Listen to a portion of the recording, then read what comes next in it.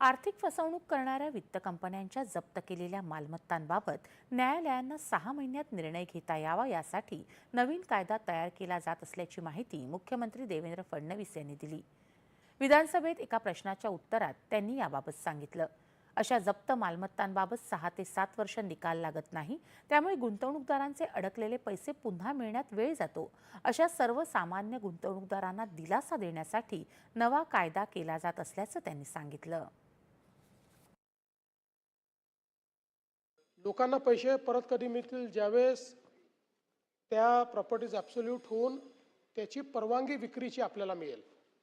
त्या प्रोसेसमध्ये 6-6, 7-7 वर्ष जातात आणि म्हणून आम्ही हा निर्णय घेतला आहे की कायद्यामध्ये बदल करून कायद्यानुसार न्यायालयावर 6 महिन्यात या ॲब्सोल्यूट करण्याचं बंधन आम्ही टाकणार आहोत।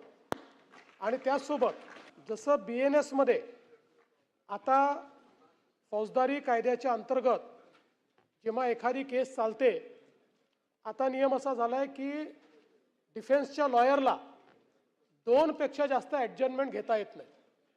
तशा पद्धतीनं याही केसमध्ये आम्ही हा नियम करतो आहोत, अमेंडमेंट करतो आहोत की 6 महिन्यात निकाल झाला पाहिजे आणि कुठल्याही परिस्थितीत 2 पेक्षा जास्त ॲडजमेंट या ठिकाणी घेता येणार नाही। त्यामुळे या प्रॉपर्टीज लवकर ॲब्सोल्यूट होऊन त्याची विक्री करून जो काही सामान्य व्यक्ती आहे त्याचा पैसा आपल्याला परत करता येईल। अन्यथा 10-10 वर्षापूर्वी ज्यांच्या प्रॉपर्टीज जप्त केलेल्या आहेत त्यांचेही केसेस चाललेले आहेत, ते तारखा घेत राहतात, विक्री होत नाही, लोकांचे पैसे मिळत नाही आणि म्हणून हा निर्णय घेतला। इतर आपण ज्या बाबी मांडलेल्या आहेत त्याची चौकशी केली जाईल। राज्यात गेल्या 15 दिवसात अवकाळी पावसामुळे